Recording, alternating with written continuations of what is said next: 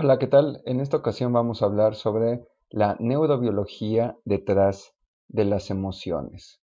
Los objetivos de esta sesión son conocer el funcionamiento de las emociones, conocer las diferencias entre emociones y sentimientos y reconocer las estructuras cerebrales de dichas emociones o en las que residen las emociones. Empecemos a hablar y contextualizar las emociones dentro de estos sistemas biológicos de adaptación.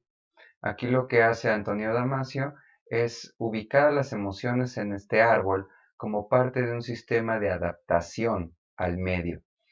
Él parte de un sistema de respuesta como es el sistema inmune, los reflejos básicos o la regulación metabólica, y mientras se va haciendo más complicado o más complejo el organismo, debe de adquirir otros niveles de adaptación.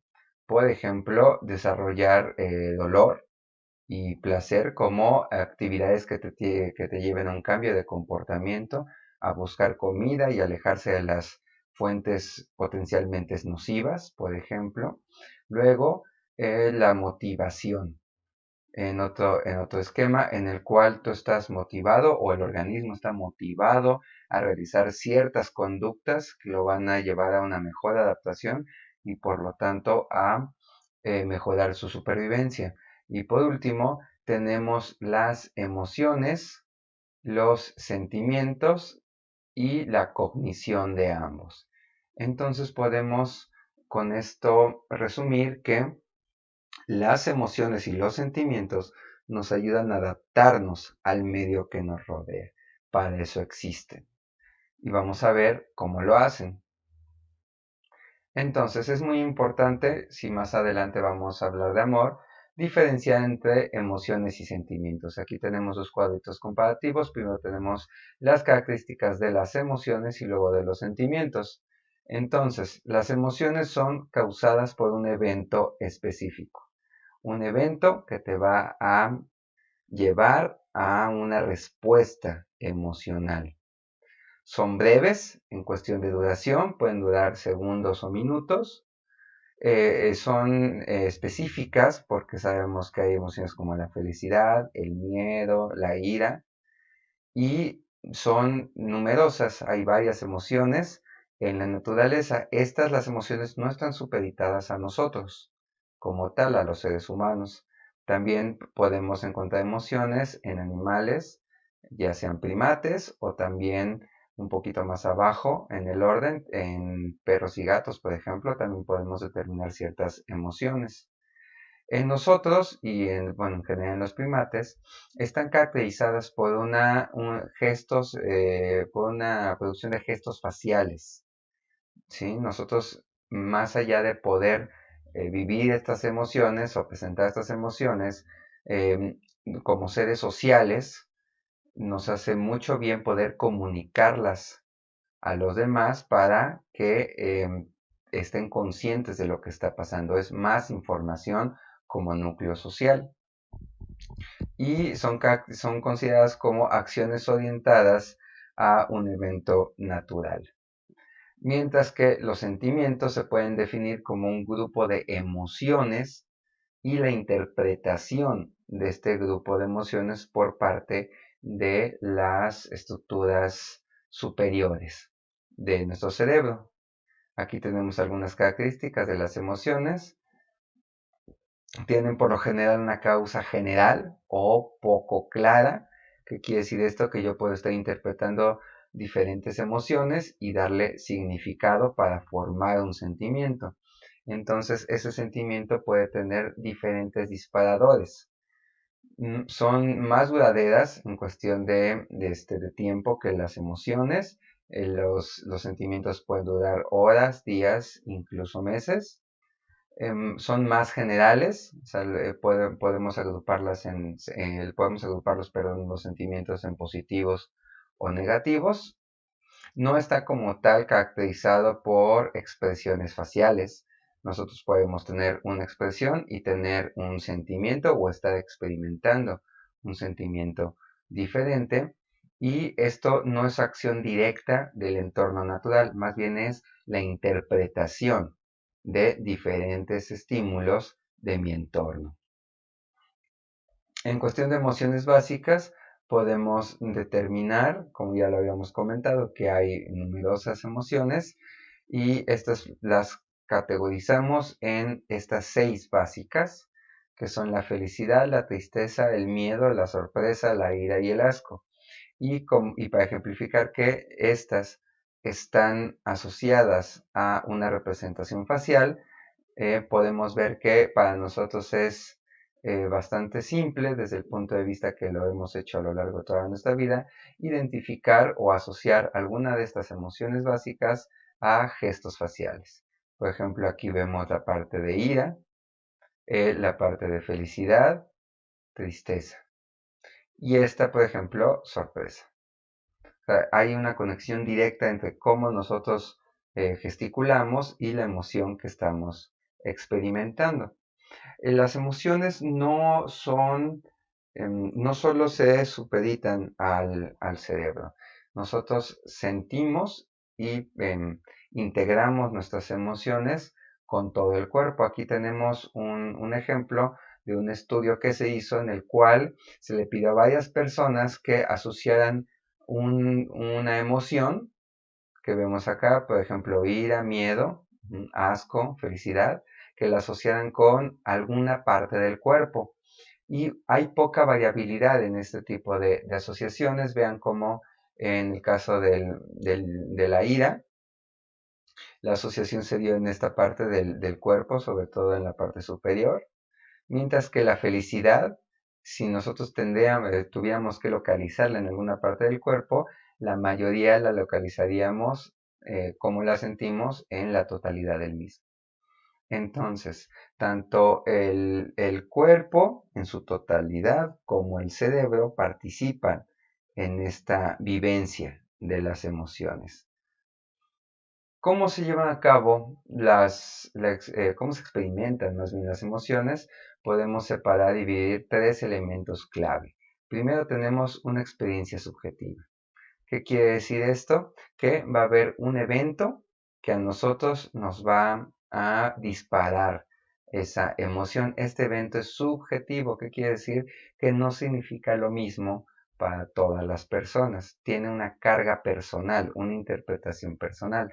Para algunos eventos pueden resultar ligados directamente a ansiedad, mientras que otros pueden estar ligados a algo positivo, a algo que nos produce felicidad, por ejemplo.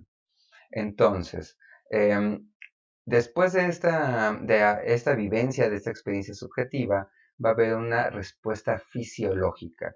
¿Qué quiere decir esto? Que la emoción va a ir de la mano con cambios físicos, cambios en el funcionamiento de los órganos, de los sentidos, de la interpretación de los estímulos. Aquí, por ejemplo, podemos ver por la gesticulación que estamos hablando de miedo. Entonces va a haber respuestas llevadas por la liberación de epinefrina, como el temblor, como la sudoración, el aumento de la frecuencia cardíaca, la erección del pelo corporal. Entonces todo esto es una respuesta una respuesta emocional a un evento. Esta respuesta emocional tiene que ver con mis experiencias previas, la forma en la que yo interpreto el suceso. Hay otras respuestas que están muy, muy adentradas en nuestro andar evolutivo, y hay cosas como los animales, particularmente las serpientes, que nos hacen presentar una respuesta emocional, aunque realmente nunca hayamos tenido o asociado ningún evento negativo con estar cerca de alguna serpiente, por ejemplo. Y esto me va a llevar a una respuesta en el comportamiento. La gesticulación, por ejemplo, la vivencia, y además cómo esto influye en un cambio conductual. ¿Qué voy a hacer en respuesta a lo que estoy sintiendo en este momento para adaptarme a la experiencia que yo estoy enfrentando? Hay diferentes teorías sobre dónde se encuentra particularmente el origen de las emociones. Una teoría dice, la teoría fisiológica, que las emociones son respuestas corporales causadas por, bueno, están de la mano con un estímulo. Entonces va a haber un estímulo y ese cambio bioquímico va a producir la emoción. Luego, en cuestión del origen, tenemos la propuesta neurológica, que es la interpretación de ese estímulo en el cerebro, causa la respuesta emocional. Y por último, tenemos la propuesta cognitiva, que dice que a partir de la interpretación por las funciones mentales de esa emoción, es como nosotros vamos a responder. Lo más probable es que sea una suma de estas tres lo que está más apegado a la realidad y vamos a ver por qué. Tenemos que para entender las emociones vamos a dar un recorrido por qué estructuras del cerebro participan en esta generación o interpretación de las emociones. Para esto nos vamos a centrar en la división de los tres cerebros. La división de los tres cerebros es del agrupamiento de estructuras dependiendo de las funciones en las que llevan a cabo cada grupo de estructuras.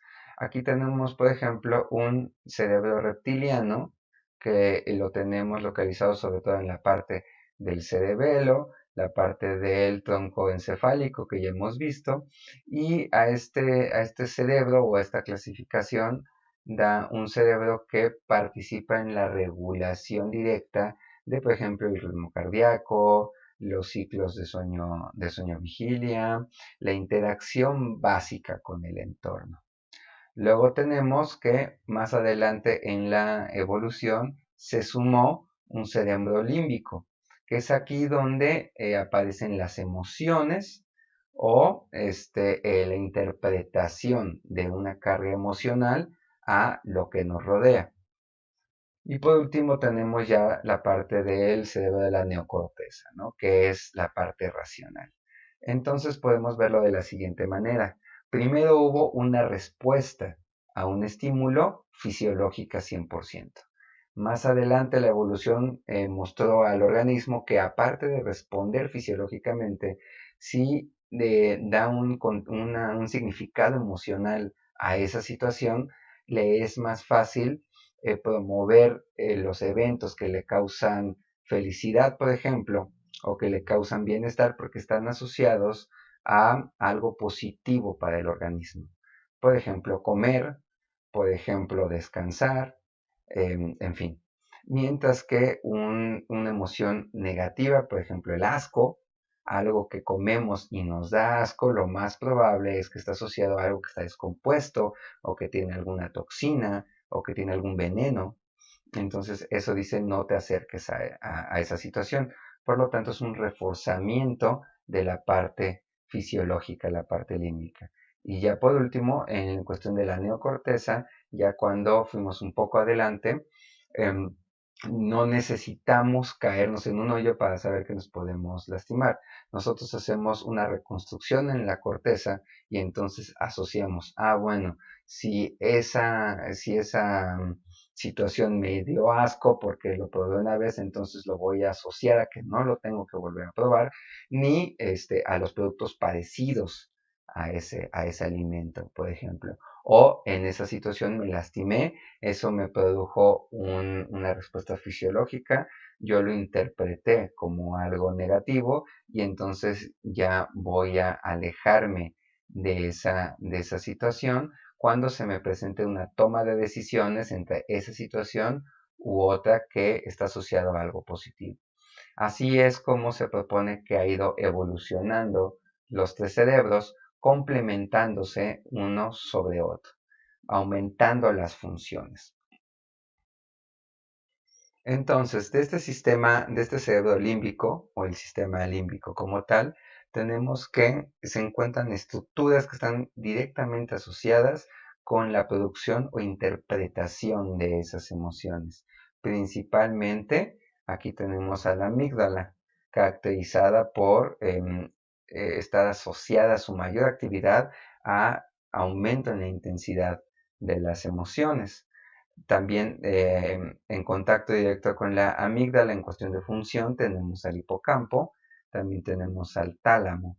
Entonces aquí tenemos ya por último la glándula pituitaria.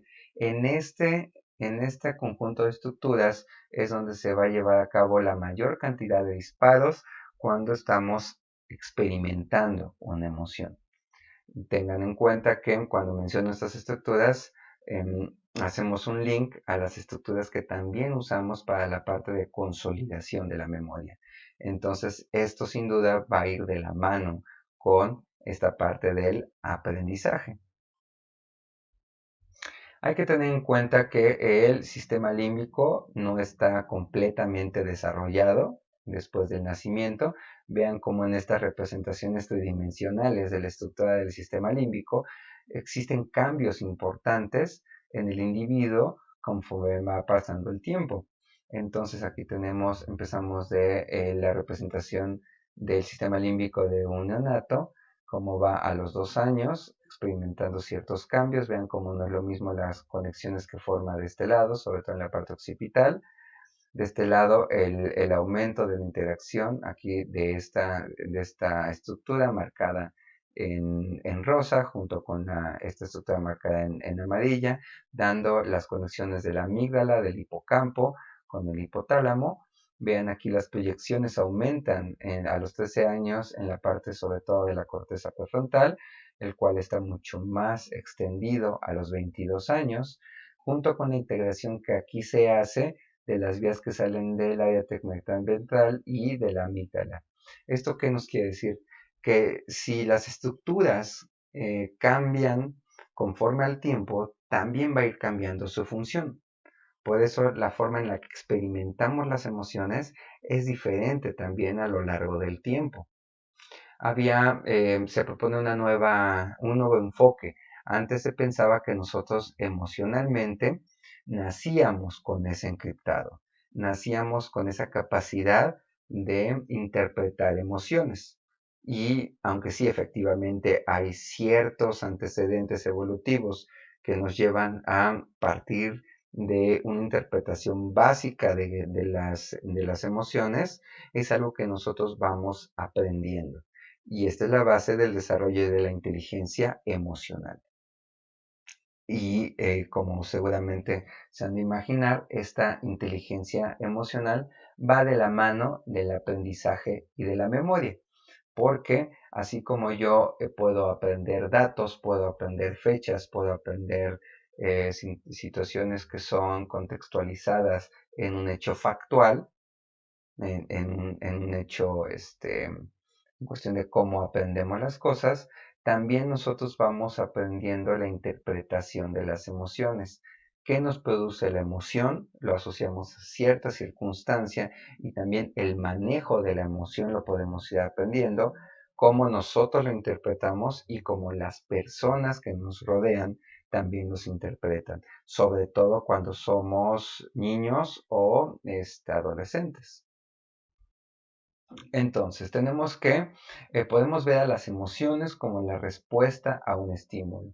Hay un estímulo, por ejemplo, aquí vemos una amenaza captada por alguna parte de la corteza. Aquí, como seres humanos, una de las principales es la corteza visual.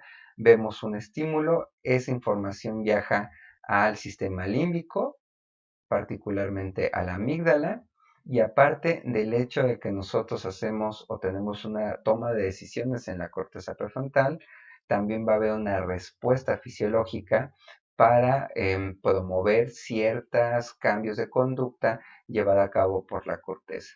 Si nosotros rompemos esta comunicación, entonces tenemos una toma de decisiones en esta situación. Por ejemplo, veo algo que me causa miedo, tengo que huir. Pero si mis músculos no están preparados porque no le llegan suficiente sangre o no hay suficiente carbohidratos, glucosa particularmente, para llevar a cabo el metabolismo energético que me lleve a esa contracción efectiva para poder correr, entonces no sirve de nada la toma de decisiones. Y viceversa. También si no hay una interpretación, una integración de esos estímulos, aunque nosotros estemos con todas las hormonas, con todos los cambios fisiológicos a tope, realmente no va a haber una respuesta. Entonces es necesaria la integración del sistema o del cerebro límbico con el cerebro superior o de la neocorteza. Entonces, este conjunto de emociones que nosotros interpretamos lo vamos a agrupar en la integración de un sentimiento. Y esto va de la mano con el aprendizaje, como ya lo mencionamos. ¿Por qué? Porque una situación yo la voy a interpretar con todas las emociones que eso me provoca, pero esas emociones van a durar unos minutos. Luego de eso viene una interpretación de ese estado que yo voy a conjuntar en un sentimiento.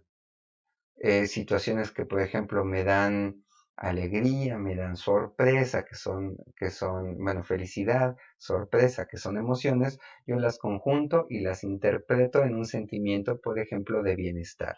Ese sentimiento de bienestar, aunque haya durado unos segundos, por ejemplo, una sorpresa el día de mi cumpleaños, yo puedo interpretarlo, integrarlo y que tenga un impacto en mí, un impacto positivo a lo largo de todo el día, por ejemplo.